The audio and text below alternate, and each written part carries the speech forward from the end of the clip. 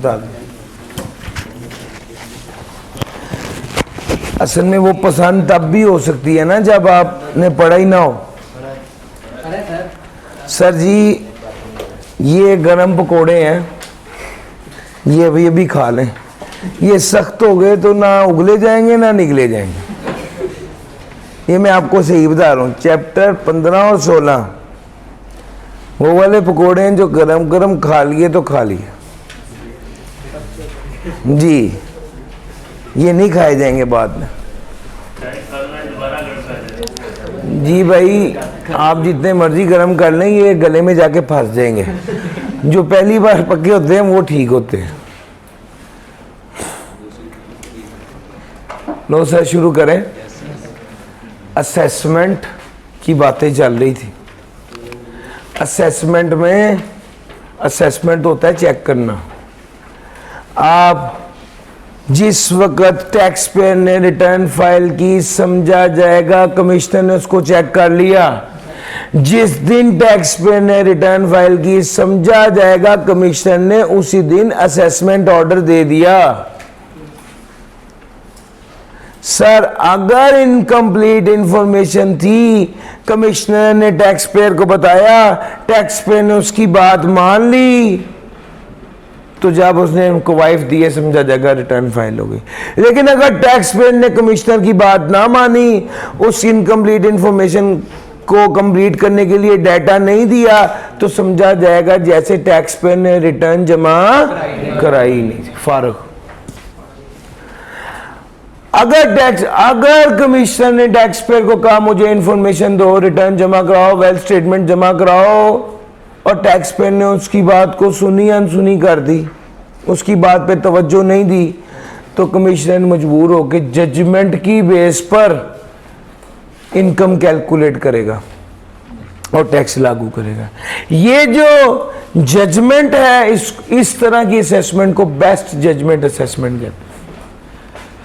इस केस में जब कमिश्नर ने बेस्ट जजमेंट असेसमेंट दे दी, तो फिर उसके बाद जो पहले आपने रिटर्न फाइल की थी उसकी कोई लीगल हैसियत, और अगर कमिश्नर और अगर नैब के पास,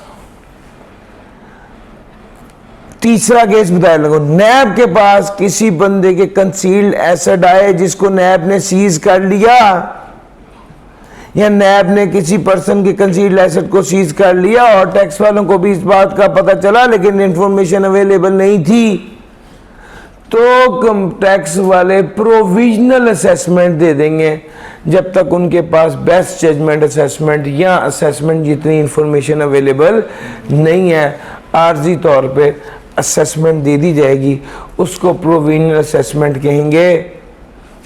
ये एक प्रोविजनल असेसमेंट की स्टोरी थी। कंसील्ड एसेट और कंसीलमेंट ऑफ एसेट सारा बताया था। फिर उसके बाद दो भाइयों की लड़ाई थी, केस अदालत में था। इनकम किसकी इनकम में शामिल होकर टैक्स लगना था इसका फैसला नहीं हो सकता। जब अदालत का फैसला जिस साल आएगा वो साल खत्म होने के 1 साल के अंदर अंदर असेसमेंट ऑर्डर दिया जाएगा। Evidence of assessment. Sir assessment order इस बात का हतमी सबूत है कि आपने रिटर्न जमा कराई है और रिटर्न के हवाले से अपनी जिम्मेदारियों को पूरा कर दिया। ये वाली बात भी यहां पर करती थी। अब जरा आगे चलते हैं और बात करते हैं, अगर फॉर्म की गलती हो तो असेसमेंट ऑर्डर वैलिड समझा जाएगा, लेकिन अगर सब्सटेंस की गलती हो या जिस बंदे को टैक्स लगाना था उसको नहीं लगाया, किसी दूसरे को टैक्स लगा दिया है, तो असेसमेंट ऑर्डर को वैलिड नहीं समझा जाएगा बल्कि वॉइड समझा जाएगा। यहां तक सारी बातें आपके साथ कर चुका हूं। आज की ताजा और अहम बात क्या है? Amendment of assessment. Sir return revise होती है ना, जिस तरह रिटर्न रिवाइज होती है उसी तरह ही असेसमेंट भी अमेंड होती है। Return revise, assessment amend. Commissioner के पास पावर थी ना असेसमेंट ऑर्डर देते वक्त कि वो किसी वक्त भी डिटेल में चीजें चेक कर सकता है, थी ना। कमिश्नर खुद से किसी वक्त भी जो असेसमेंट उसने पहले दी है, बेस्ट जजमेंट है या नॉर्मल है, उसके बाद दोबारा अपनी असेसमेंट को चेक कर सकता है, असेसमेंट को अमेंड कर सकता है, और असेसमेंट को अमेंड करने के नतीजे में कोई ऑल्ट्रेशन या एडिशन जो कमिश्नर चाहे वो कर सकता है। यानी कमिश्नर असेसमेंट ऑर्डर को आज खुद नोटिस लेकर अमेंडमेंट कर सकता है, अमेंड कर सकता है, असेसमेंट ऑर्डर में तब्दीली कर सकता है। अब आगे देखिए, कमिश्नर ने असेसमेंट को अमेंड करना है था, तो उसकी क्या टाइम लिमिट है, कब तक कर सकता है? सर उसने कहा जिस साल ओरिजिनल असेसमेंट ऑर्डर दिया था वो साल खत्म होने के 5 साल के अंदर अंदर असेसमेंट को अमेंड किया जा सकता है। अब जरा मेरी बात गौर से सुनना, मैं ये पहला हिस्सा आपके साथ डिस्कस करने लगा, ऊपर वाला। सर 30 जून 2021 वाले का साल था, इसकी रिटर्न जमा कराई 30 सितंबर 2021 में, जमा करवा दी। अच्छा, अब ये असेसमेंट थी,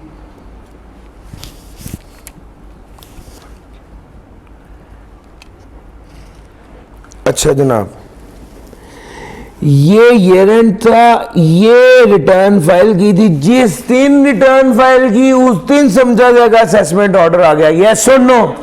यानी असेसमेंट ऑर्डर किस दिन आया? 30 सितंबर 2021, यस और नो? ये जिस दिन ओरिजिनल, जिस दिन असेसमेंट ऑर्डर आया, वो जिस साल असेसमेंट ऑर्डर आया वो साल कब खत्म हुआ? 30 जून। इसके 5 साल के अंदर अंदर यानी 30 जून 2027 की तारीख तक असेसमेंट को अमेंड किया जा सकता है। यार मेरी बात पिक कर गए हो? ये जुमला, ये इतना सा जुमला लिखा हुआ है जिसकी तशरीह मैंने की है। एक बच्चे ने भी नया नया मुझे व्हाट्सएप किया है कि आपकी क्लास में अंग्रेजी ज़्यादा बोलते हैं, थोड़ा उर्दू में समझाया करें। मैंने इस पर अल्लाह का शुक्र अदा किया और आपकी क्लास पढ़ाने आ गया हूँ। सर जी, amendment of assessment shall not be made after the expiry of 5 years, 5 साल गुजरने के बाद। Amendment of assessment shall not be made after the expiry of 5 years from the end of the financial year in which the order is issued or treated as issued.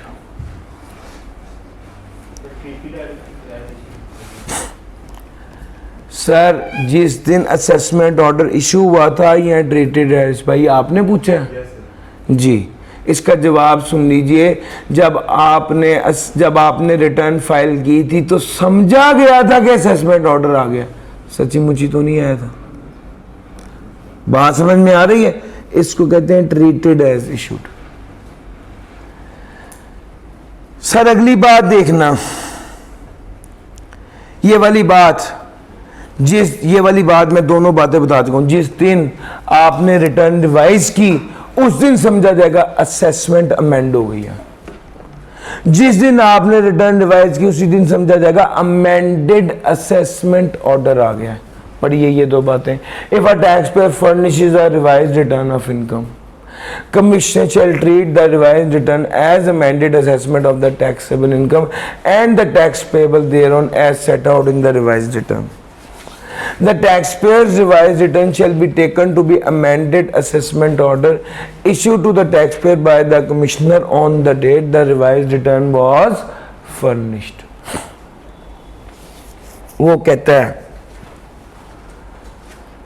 amendment of assessment shall not be made after the expiry of 5 years from the end of the financial year in which the order is issued.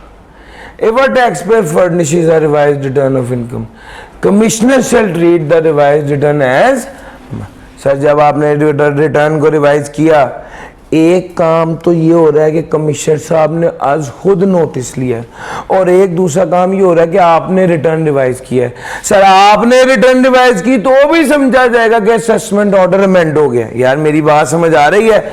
ये बात वो कर रहा है, जब आपने return revise किया है, रिवाइज रिटर्न फर्निश किया है, समझा जाएगा असेसमेंट ऑर्डर अमेंड हो गया।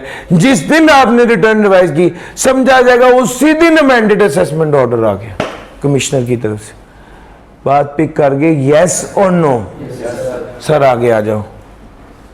सर एक बात तो समझ आ गई, आपने जो रिटर्न फाइल की है 30 जून 2021 के साल की 31 दिसंबर 2021 को, ये रिटर्न आप कब तक रिवाइज कर सकते हैं? जो ये साल खत्म हुआ इसके 5 साल के अंदर अंदर, इसके बाद रिटर्न रिवाइज नहीं होगी। सर ये बात यहां पर उसने कुछ ऐसे कही है, जरा सुनना।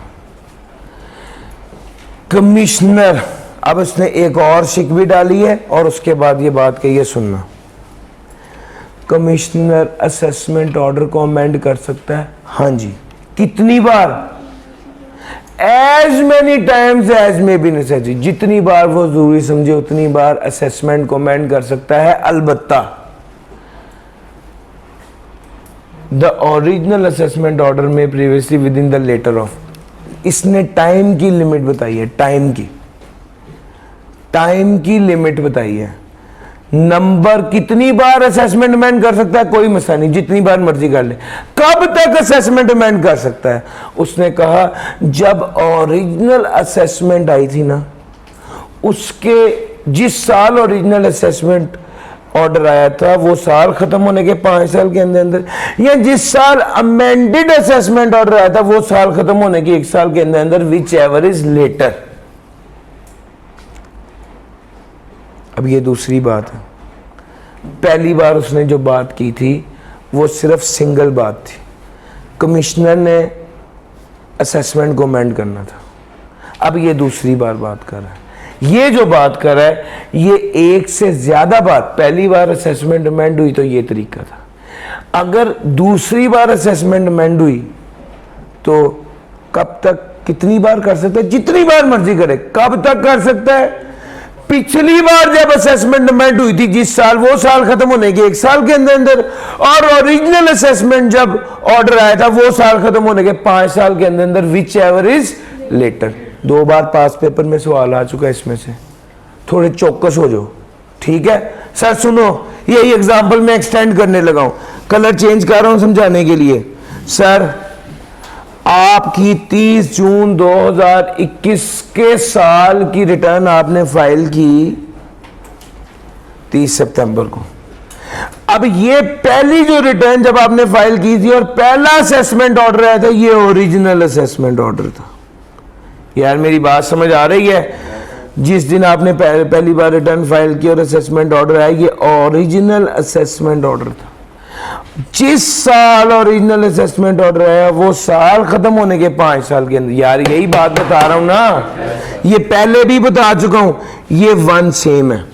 दूसरा, असेसमेंट अमेंड हुई थी 25 अगस्त 2023 को, ये साल खत्म हुआ है 30 जून 2024 को। पिछली बार जब असेसमेंट अमेंड हुई थी तो जिस साल असेसमेंट अमेंड हुई थी वो साल खत्म होने के 1 साल के अंदर अंदर, ये वाली डेट निकालें, ये साल खत्म हुआ है 30 जून 2024 को, 1 साल के अंदर अंदर का मतलब है 30 जून 2025। अब ये 2 डेट्स ले लेंगे, एक डेट आ गई ओरिजिनल ये वाली, और दूसरी डेट आ गई लास्ट टाइम जब असेसमेंट अमेंड हुई थी, वो जिस साल हुई थी वो साल खत्म होने के 1 साल के अंदर अंदर। अब इन दोनों को कंपेयर करें, एक ये 1 है और एक ये 2 है, इनमें से लेटर कौन है? तो भाई 30 जून 2027 तक क्या हो सकती है? असेसमेंट अमेंड हो सकती है। यार मेरी बात पिक कर रहे हैं?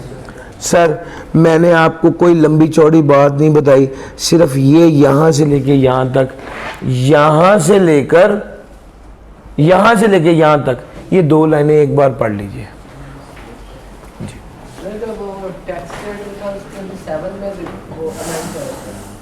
तो फिर 28 तक जा सकते हैं। आपको पता है अगर वो 28 को भी कर दे तो क्या होगा? बाद में इनको नहीं बता रहा।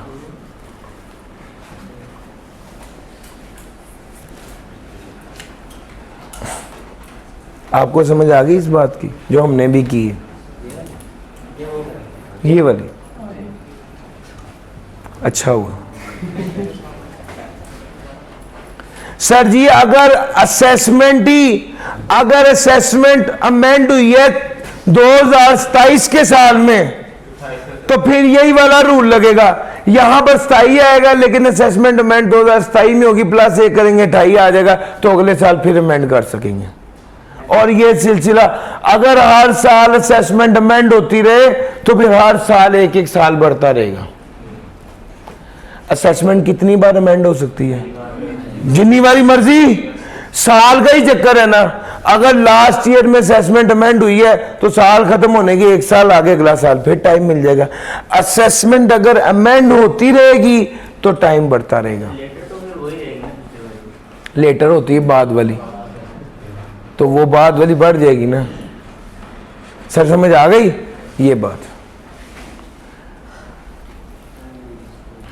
ओरिजिनल असेसमेंट जिस साल हुई वो साल खत्म होने के 1 साल के अंदर अंदर। अमेंडेड असेसमेंट ऑर्डर जिस साल आया वो साल खत्म होने के 1 साल के अंदर अंदर। ओरिजिनल वाला 1 कह दिया मैंने, 5 कहना था यार। ठीक हो गया भैया? लो सर जी भैया।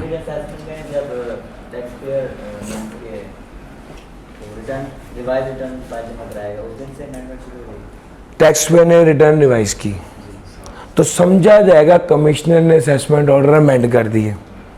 जिस साल असेसमेंट ऑर्डर अमेंड हुआ वो साल खत्म होने के 1 साल के अंदर अंदर, वो साल खत्म होने के 1 साल के अंदर अंदर आप असेसमेंट अमेंड कर सकते हैं। यही बात हुई है ना।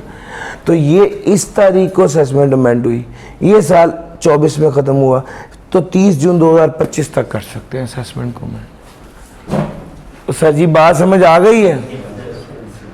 आगे चलते हैं। सर जी कमिश्नर साहब सोए हैं, उठते ही सुबह सुबह कहते हैं लो जी आज मैंने असेसमेंट अमेंड करनी ही करनी। क्या ऐसा हो सकता है? भाईजान इतनी लुटनी पड़ी हुई। There must be a definite information, पक्की खबर हो, पक्की इंफॉर्मेशन हो। 2 तरीके से इंफॉर्मेशन पक्की आ सकती है। या कमिश्नर साहब खुद ऑडिट करें और चेक करें, या कमिश्नर साहब ने अगर खुद ऑडिट नहीं किया तो उसके हाथ कोई पक्का सबूत लग जाए। मिसाल लें, एक बंदे ने लिखा हुआ है मेरी इस साल की टोटल सेल 15 लाख है। कमिश्नर के पास एक बंदा आया, उसने दिखाया कि उस बंदे ने मुझे 35 लाख की चीजें सेल की हैं। यार मेरी बात समझ आ गई है? इसका मतलब है वो झूठ बोल रहा है। उसकी 35 लाख की इनवॉइसेस तो ये है, तो वो कैसे कह रहे मेरी सेल 15 लाख है? सर जी समझ आ रही है? ये एक ऐसी पक्की खबर कमीशन के हाथ लग गई कि अब कमिश्नर कहेगा नहीं बेटा अब इधर आ जाओ, अब तुमने जो हमने जो असेसमेंट ऑर्डर दिया था उसको क्या करना पड़ेगा? अमेंड करना पड़ेगा। सर जी समझ आ रही है? तो ये बात है, असेसमेंट ऑर्डर अमेंड होगा या फर्दर अमेंड होगा सिर्फ और सिर्फ तब जब डेफिनेट इंफॉर्मेशन होगी। किस चीज के बारे में?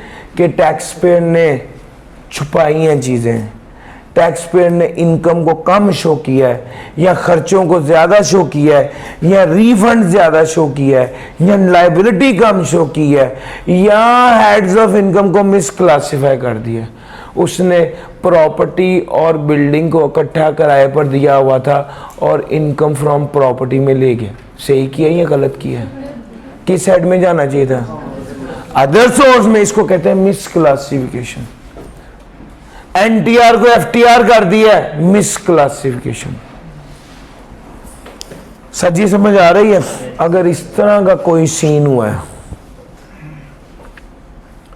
और उसके पास क्या है? Definite information. What is definite information? पक्की खबर है, उसके पास सबूत है, उसके पास इनवॉइस है, उसने खुद ऑडिट किया है। Information relating to sale and purchase of any goods made by the tax payer, receipt of the tax payer from services rendered, tax payer की रसीदें, टैक्स पेयर को जो पैसे वसूल हुए, टैक्स पेयर की बैंक स्टेटमेंट उसके हाथ आ गई है, उसके पास सारे इंफॉर्मेशन मौजूद है। तो फिर ये होती है डेफिनेट इंफॉर्मेशन। सर जी आगे देखना, सर रिटर्न भी रिवाइज तभी होती है जिससे टैक्सेबल इनकम बढ़ रही हो, यस और नो। असेसमेंट भी अमेंड तभी होती है जब टैक्सेबल इनकम, अगर टैक्सेबल इनकम बढ़ रही हो तभी असेसमेंट अमेंड होती है, वरना असेसमेंट अमेंड नहीं होती। टैक्सेबल इनकम भी तभी टैक्सेबल इनकम बढ़ रही हो, टैक्स लायबिलिटी बढ़ रही हो, रिफंड कम हो रहा हो, लॉस कम हो रहा हो, तो ही यानी टैक्स वालों का फायदा होगा तो असेसमेंट अमेंड होगी, वरना असेसमेंट अमेंड, कमिश्नर में अमेंड और further amend the assessment if he considers that it is erroneous and is prejudicial to the interest of the revenue. Once ये बात भी समझ आ गई, वो कहता है असेसमेंट को अमेंड कर दिया है कमिश्नर ने, तो amended assessment order tax payer को भेजा जाएगा और कहा जाएगा तुम्हारी टैक्सेबल इनकम इतनी, अमेंडेड टैक्सेबल इनकम इतनी है, अमेंडेड टैक्स इतना है, tax amount of tax paid इतनी है, time place and manner of appealing against the amended assessment.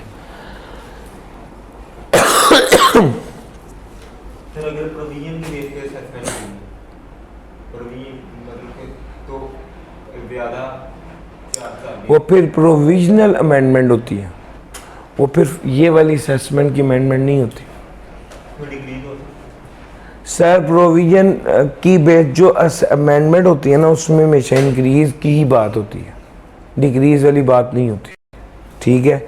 वो चाहे प्रोविजन हो या चाहे बेस्ट जजमेंट हो। लो sir, no assessment shall be amended or further amended without giving an opportunity of being heard। Sir जी tax payer को opportunity of being heard, सफाई देने का मौका दिया जाएगा, फिर ये वाला ऑर्डर पास होगा, असेसमेंट अमेंड होगा। यहां पर ये वाली बात कवर हो जाती है। असेसमेंट अमेंड होगी तब जब एक बार टैक्स पेयर को सफाई पेश करने का मौका दिया जाएगा।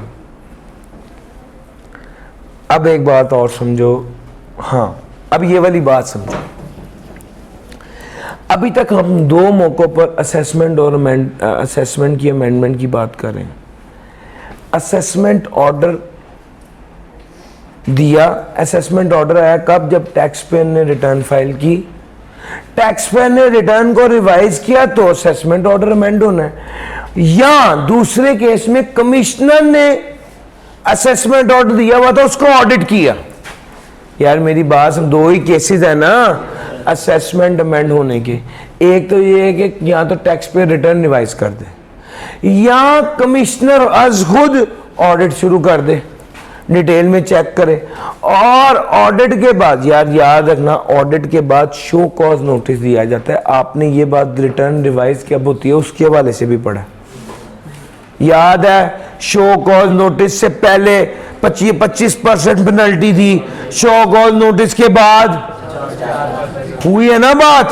सर ऑडिट के बाद शो कॉज नोटिस होता है। शो कॉज नोटिस के जवाब में भी अगर कोई सफाई ना पेश की जाए, कोई प्रॉपर आंसर ना हो, तो फिर अमेंडेड असेसमेंट ऑर्डर होता है। अब सुनना वो क्या कहता है। वो कहता है अमेंडेड असेसमेंट ऑर्डर 180 दिन के अंदर अंदर दे दिया जाएगा। अमेंडेड असेसमेंट ऑर्डर 180 दिन के अंदर अंदर दे दिया जाएगा।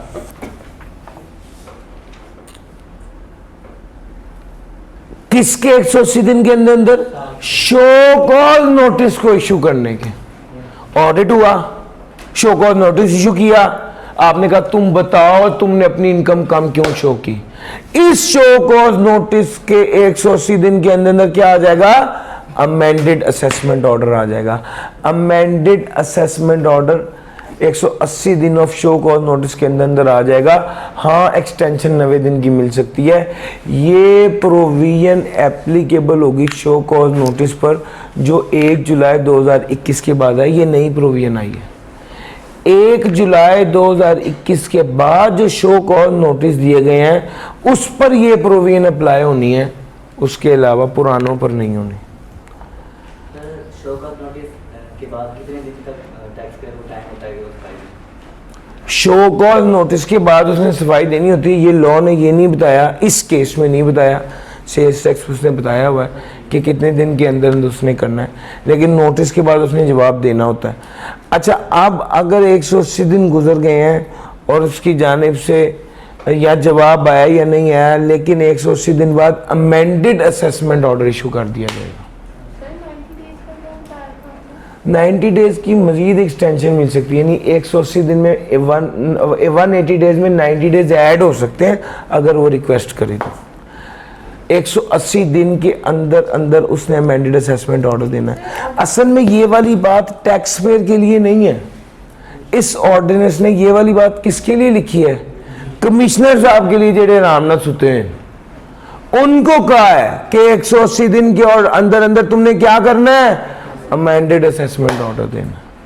असल में हम ना तकरीबन हर बात टैक्स पेयर के पॉइंट ऑफ व्यू से सोच रहे होते हैं, मगर ये वाली बात बहुत क्लियरली कमिश्नर को डायरेक्ट किया गया कि भैया आपने जो शो कॉज नोटिस दिया है तो उसके 180 दिन के अंदर अंदर क्या कर दो, अमेंडेड असेसमेंट ऑर्डर दे दो। अमेंडेड असेसमेंट ऑर्डर दे दो।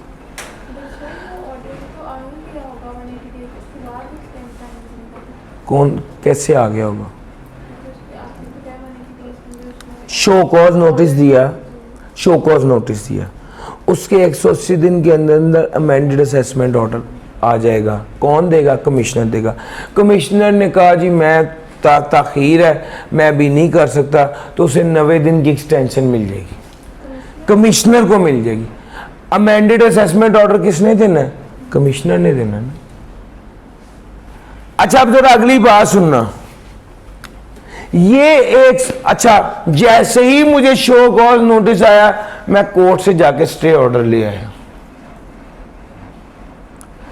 अब जब हमने कानून में तो लिखा हुआ है 180 दिन के अंदर अमेंडेड असेसमेंट ऑर्डर में आना है, तो अगर मैं कोर्ट से स्टे ऑर्डर ले आया हूं तो फिर क्या होगा? वो कहता है जो कोर्ट ने स्टे ऑर्डर दिया है वो वाले स्टे ऑर्डर वाले दिन काउंट नहीं होंगे वाइल काउंटिंग 180 डेज। जब 180 दिन काउंट कर रहे होंगे तो जो कोर्ट ने स्टे ऑर्डर दिया है वो वाले दिन काउंट नहीं। सो वो कहता है any period during which the proceeding are adjourn on account of a stay order और alternative dispute resolution proceeding or the time taken through adjournment by the taxpayer not exceeding 60 days shall be excluded from the computation of the period specified above। अगर stay order 60 दिन से ज्यादा का नहीं है तो 180 दिन को काउंट करते हुए ये वाले दिन अकाउंट फॉर, वो कहता है any period during which the proceeding are adjourn on account of stay order or alternate dispute resolution or time taken through adjournment by the taxpayer not exceeding 60 days shall be excluded from the computation। 60 दिन से ज्यादा का, 60 दिन से ज्यादा तक अगर case मुलतवी नहीं हुआ, स्टे ऑर्डर नहीं लिया गया, तो अगर 60 दिन से कम का टाइम है तो इस हवाले से वो कह रहा है ये वाले दिन काउंट नहीं होंगे जब हम 180 डेज को कैलकुलेट कर रहे होंगे। इसके अंदर 2-3 बातें ऐसी लिखी हुई हैं जो मैं भी आपको बता नहीं सकता क्योंकि आपने चैप्टर नंबर 16 नहीं पढ़ा हुआ। ऑल्टरनेट डिस्प्यूट रेजोल्यूशन क्या है? चैप्टर 16 में आ रहा है। एडजर्नमेंट कहते हैं मुलतवी होने को। अगर प्रोसीडिंग्स कार्रवाई मुलतवी हो गई है, अगर कार्रवाई मुलतवी हो गई है तो ऑल्टरनेट डिस्प्यूट रेजोल्यूशन प्रोसीडिंग या time taken through adjournment bye the tax pair not exceeding 60 days shall be excluded from the computation of the period specified above. Sir 60 दिन से ज़्यादा की अगर स्टे ऑर्डर लिया है या 60 दिन से ज़्यादा के लिए एडजर्नमेंट की है तो वो वाले दिन तो काउंट होंगे 180 दिनों में, लेकिन अगर 60 दिन से कम की एडजर्नमेंट है तो वो वाले दिन काउंट नहीं होंगे जब हम 180 दिन देख रहे होंगे। ये बात समझिए कि 60 दिन के बाद जो दिन होंगे वो काउंट होंगे या सारे काउंट? अगर जो मुलतवी हुई है प्रोसीडिंग वो 70 दिनों के लिए भी है तो 70 दिन काउंट नहीं हो, 70 दिन काउंट होंगे पूरे। 60 डेज तक नॉट एक्सीडिंग 60 डेज तक अगर एडजर्नमेंट रही है, समाअत मुलतवी रही है, स्टे ऑर्डर ले लिया है 50 दिनों का, तो जब 180 दिन काउंट होंगे तो ये वाले 50 दिन काउंट नहीं होंगे। सर समझ आ रही है? लेकिन अगर 70 दिन है तो फिर ये 70 दिन काउंट होंगे। 250 हो जाएंगे जी भाई, 180 70 की 250 हो जाएंगे। जाहिर बात है वो जितने भी हो जाए, जमा करना तो मुश्किल नहीं है सर। मतलब ये कि 180 में आएगा। यस। लो सर डिटेल सर, अब ये जितनी भी डिस्कशन आपके साथ हुई, मैं एक बार ये जुमले पढ़ के सबको दोहराऊंगा। मुझे अंदाजा है काफी कुछ कह गया हूं मैं, और मैं नहीं चाहता कि ये बात हवा में उड़ जाए। ये बड़ी अहम बातें हैं, पेपर में 2 बार हुई हैं, आप लोग अलर्ट रहिए। सारी बातें दोहराऊंगा अभी। कोर्ट से दिया जाता है सर, ये अदालती मामलात हैं, इंशाल्लाह वहाँ पर ज़्यादा बेहतर डिस्कस हो सकेंगे। मैं असल में बहुत फोकस रहना चाहता हूँ सर, बहुत सी बातें हैं इसमें। An assessment can only be amended in 2 situation. Sir जी कुछ निचोड़ हैं जो इसने यहाँ पर डिस्कस किए हैं। असेसमेंट को अमेंड करना है, पहली तो शर्त यह है कि वाकई में कोई एरर हुआ हो और उसकी वजह से टैक्स वालों का नुकसान हो रहा हो, यानी टैक्स कम मिल रहा हो, तो असेसमेंट अमेंड होगी। दूसरा, कोई डेफिनेट इंफॉर्मेशन आपके हाथ लगे तो असेसमेंट अमेंड होगी। हाँ, असेसमेंट की अमेंडमेंट की वजह से ultimately taxable income, tax liability बढ़ेगी, कम नहीं होनी चाहिए। दूसरी बात ये सर, सिर्फ चेंज इन ओपिनियन नहीं, डेफिनेट इंफॉर्मेशन हो, आपका ख्याल है, आपको लग रहा है ये बंदा धोखेबाज है, नहीं, डेफिनेट इंफॉर्मेशन हो तो असेसमेंट अमेंड होगी। सर असेसमेंट अमेंड होने की एक शर्त ये भी है कि proper opportunity of being heard देने के बाद असेसमेंट अमेंड होगी। यार मेरी बात समझ आ रही है? अब ये सारी बातें जो मैं आप सब तक कर चुका, आ जाएं ज़रा, मैंने क्या क्या बात कब कब की, मैं एक बार दोहराने लगा हूँ, प्लीज़ अब अलर्ट रहना। सबसे पहले मैंने आपको कहा असेसमेंट अमेंड हो सकती है, कब तक? सर कमिश्नर करेगा, कमिश्नर के पास पावर है, वो किसी भी चीज को डिटेल में चेक कर सकता है। डिटेल में चेक करने के नतीजे में वो ये समझे कि जो पहले असेसमेंट ऑर्डर दिया उसको अमेंड करना चाहिए तो वो अमेंड कर सकता है। पहली बात ये थी। दूसरी बात, आपने रिटर्न रिवाइज कर दी तो समझा जाएगा असेसमेंट अमेंड। आपने रिटर्न रिवाइज कर दी तो समझा जाएगा असेसमेंट अमेंड होगी। जिस दिन आपने रिटर्न रिवाइज की उसी दिन समझा जाएगा कमिश्नर ने अमेंडेड असेसमेंट ऑर्डर दे दिया। कब तक? पहली बार असेसमेंट अमेंड हो रही है ना, तो जब ओरिजिनल असेसमेंट, ये मैंने इसीलिए एग्जांपल एक में ही दोनों कवर करा दिए थे, ये ईयर एंड था, ये असेसमेंट थी, ये ईयर एंड था, ये रिटर्न फाइल की थी। जिस दिन रिटर्न फाइल की थी उसी दिन क्या था यार, यही बताया ना, जिस दिन रिटर्न फाइल की उसी दिन समझाएगा असेसमेंट ऑर्डर दे दिया। असेसमेंट ऑर्डर जिस दिन दिया, जिस साल असेसमेंट ऑर्डर दिया उस साल के 5 साल के अंदर, यही बात हुई है। जिस साल असेसमेंट ऑर्डर दिया उस साल के 5 साल के अंदर असेसमेंट को अमेंड कर सकता है, जितनी बार चाहे कर सकता है, लेकिन करना कब तक है? जिस साल असेसमेंट ऑर्डर दिया वो साल खत्म होने के 5 साल के अंदर। ये वाली बात भी क्लियर हो गई। अब फर्दर अमेंडमेंट है, एक सी पहली पहली बार जो अमेंडमेंट होती है उसमें तो एक ही क्राइटेरिया था ओरिजिनल असेसमेंट का। जो दूसरी बार अमेंड हो रही है या तीसरी बार, उसमें क्राइटेरिया क्या है? ओरिजिनल असेसमेंट ऑर्डर जिस साल दी थी वो साल खत्म होने के 5 साल के अंदर अंदर, और अमेंडेड असेसमेंट ऑर्डर जिस साल दिया था वो साल खत्म होने के whichever is later. Sir जी यही काम मैंने किया था। हाँ, जितनी बार चाहे उतनी बार असेसमेंट को अमेंड कर सकता है, लेकिन जिस साल ओरिजिनल असेसमेंट ऑर्डर दिया था उसके 5 साल के अंदर अंदर, और जिस साल अमेंडेड असेसमेंट ऑर्डर दिया था उसके वो साल खत्म होने के 1 साल के अंदर। असेसमेंट सिर्फ तभी अमेंड होनी है जब आपके पास डेफिनेट इंफॉर्मेशन हो। किस चीज के बारे में? बंदे ने टैक्स चोरी किया है, टैक्सेबल इनकम ज्यादा है, टोटल इनकम कम शो की है, खर्चे ज्यादा शो किए हैं, इनकम कम शो की है, क्रेडिट ज्यादा ले लिया है, रिफंड ज्यादा शो किया है, और अगली बात है any amount under a head of income has been misclassified या मिसक्लासिफिकेशन। लो sir,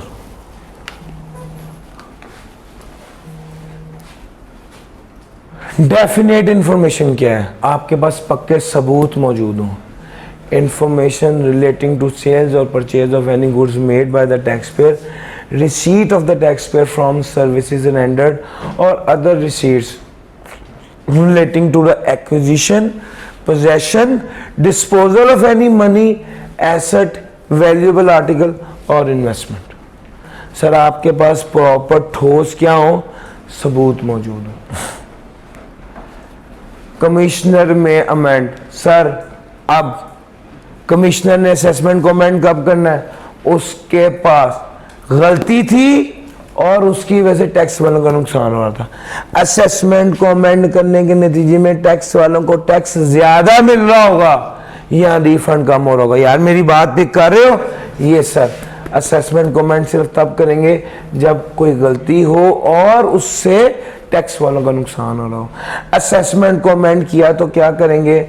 amended taxable income, amended taxable income, amount of tax due, amount of tax paid, time, place and manner of appealing. Sajid समझ आ गई? ये 4 बातें। Amended taxable income, amended amount of tax due. Sir जी ये सारी बातें मैंने आपको वहां पर भी पढ़ाई थी। कहां पर? असेसमेंट में। कौन सी? बेस्ट जजमेंट असेसमेंट में भी, प्रोविजनल में भी। बस यहां पर अमेंडेड का लफ्ज हाथ आया, देख लो कब कहां और कैसे अमेंडेड असेसमेंट के खिलाफ अपील करनी है। सर अगर आपने ऑडिट की है और शो कॉज नोटिस दिया है तो शो कॉज नोटिस देने के 180 दिन के अंदर अंदर आप अमेंडेड असेसमेंट ऑर्डर दे देंगे और मजीद 90 दिन की एक्सटेंशन मिल सकती है। वो ये बात भी कह रहा है कि अगर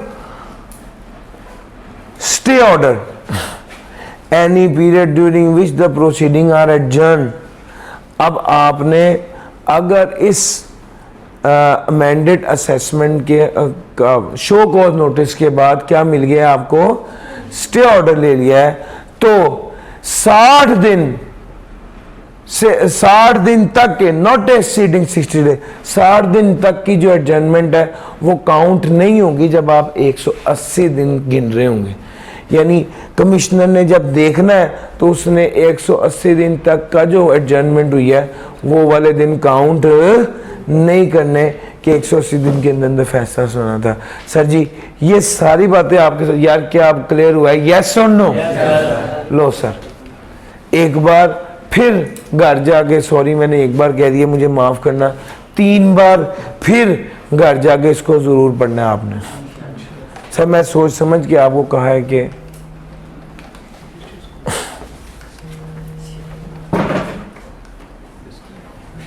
revision of assessment by the commissioner. Sir जी revision of assessment by the commissioner,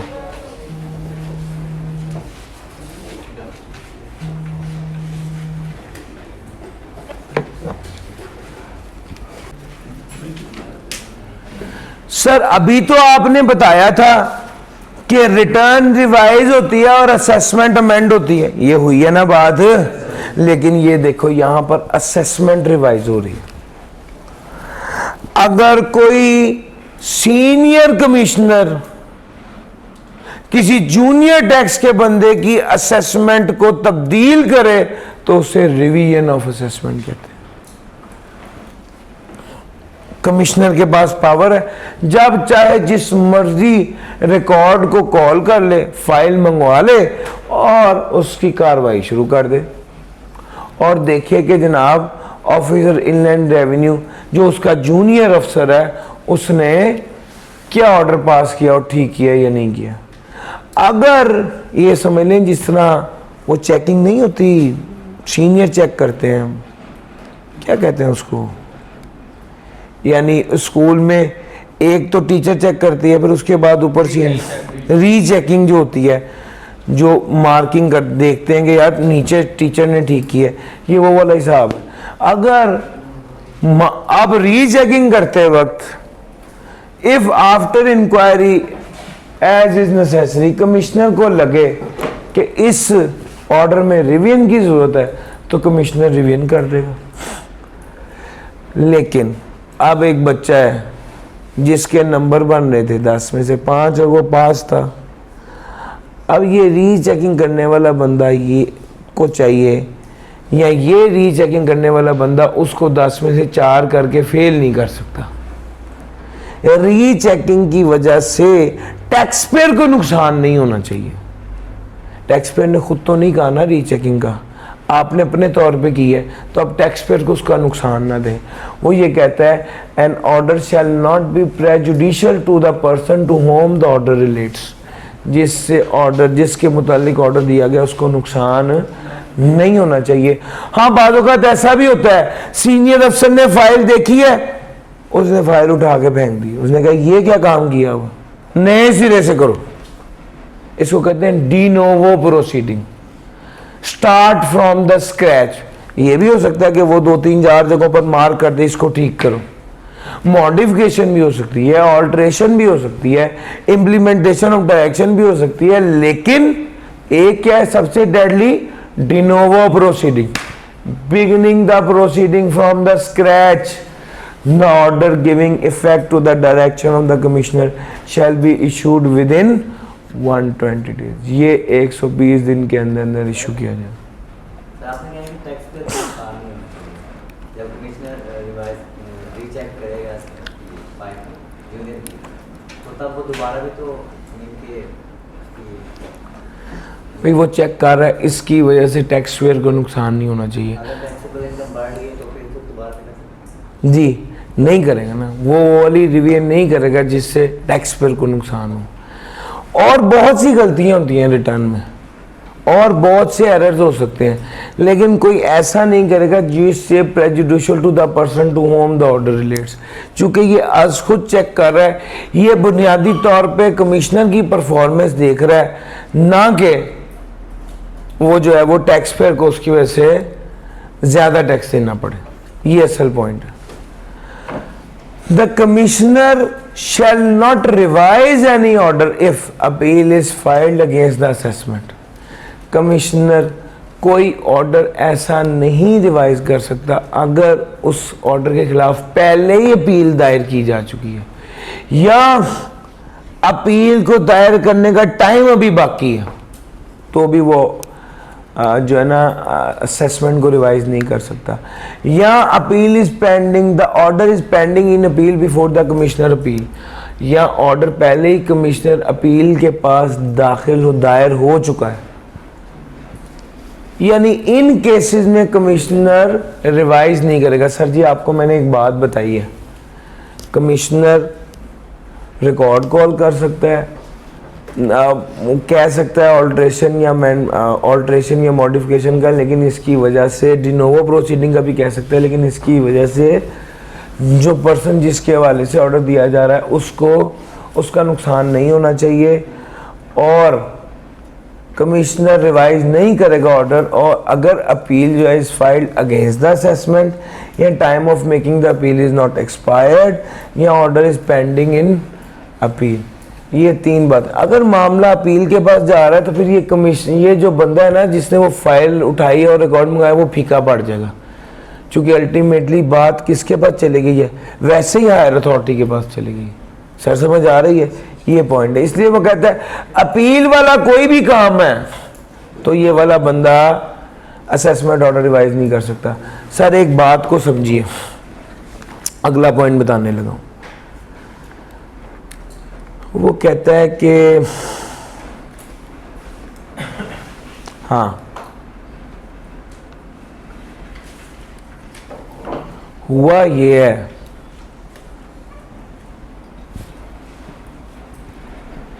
मैं ऑयल इंपोर्ट कर रहा हूं बाहर से, मैं जब पाकिस्तान में वो ऑयल आता है और मैं इंपोर्ट करता हूं तो टैक्स कलेक्ट हो जाता है।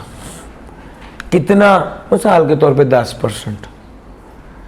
मैं 600 रुपये किलो के हिसाब से ऑयल इंपोर्ट किया और 60 रुपये का टैक्स कलेक्ट कर लिया इंपोर्ट की अथॉरिटी ने। अब ये काफ़ी बड़ी अमाउंट है और मेरी टैक्स लायबिलिटी जो है वो मिसाल के तौर पे मेरा मार्जिन है, मैं 600 का खरीद के 630 का बेचता हूँ, मेरा मार्जिन थोड़ा है और टैक्स ज़्यादा कलेक्ट हो जाता। अगर इस तरह का कोई मामला हो जहां पर टैक्स डिडक्ट या कलेक्ट ज्यादा हो रहा हो, तो कोई भी बंदा कमिश्नर के पास जाकर उसे दरख्वास्त दे सकता है कि खुदा का वास्ता है टैक्स की डिडक्शन या टैक्स की कलेक्शन कम करें, या ऑर्डर दे दें कि मेरा टैक्स डिडक्ट या कलेक्ट ना किया जाए। कमिश्नर, ये कौन सा काम, ये कौन करता है काम? चीफ कमिश्नर, बड़े वाला कमिश्नर। चीफ कमिश्नर साहब ऑन हिज ओन, खुद अपने तौर पे, या अब ये वाला कॉन्सेप्ट ज़हन में रखना कि चीफ कमिश्नर के हवाले से जो बात आई है वो टैक्स की डिडक्शन और कलेक्शन के हवाले से आई है। टैक्स की डिडक्शन या कलेक्शन के हवाले से चीफ कमिश्नर ये बात कह सकता है कि आपका टैक्स हम, उसके पास पावर है कि वो खुद अपने तौर पे ऑन हिज ओन या on the request of the, on his own या on the request of the tax payer, tax withhold करने पर एग्जेम्पशन दे दे कि इसका टैक्स ना विद होल्ड या डिडक्ट किया जाए, या रेट कम कर दे, कह दे भाई 10% नहीं 6% टैक्स काटा जाए या 4% टैक्स काटा जाए या कलेक्ट किया जाए। तो ये वाली बात है, ये वाली पावर किसके पास है? Chief. The chief commissioner may either on his own motion और on application made by the taxpayer for revision call for the record of the proceeding, किसी कार्रवाई के रिकॉर्ड मंगवाएगा यानी फाइल मंगवा लेगा जिसमें इशू क्या चल रहा है, जिसमें यह कहा जा रहा है कि एग्जेम्पशन या लो रेट सर्टिफिकेट इशू कर दिया जाए। किस चीज के बारे में? कलेक्शन या deduction of tax at source.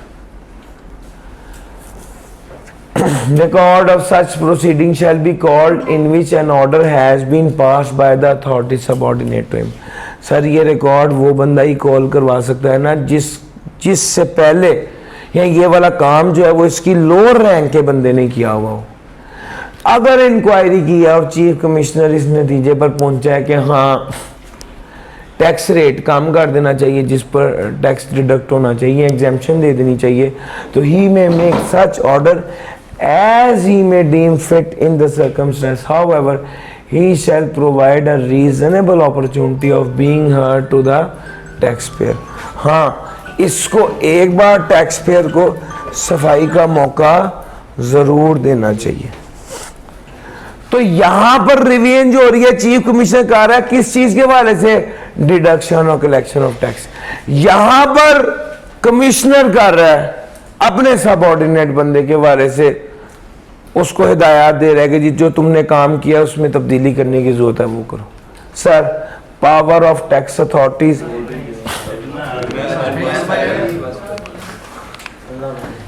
Agreed assessment की स्टोरी सुन जाए। तो सर आज के लिए इतना ही था।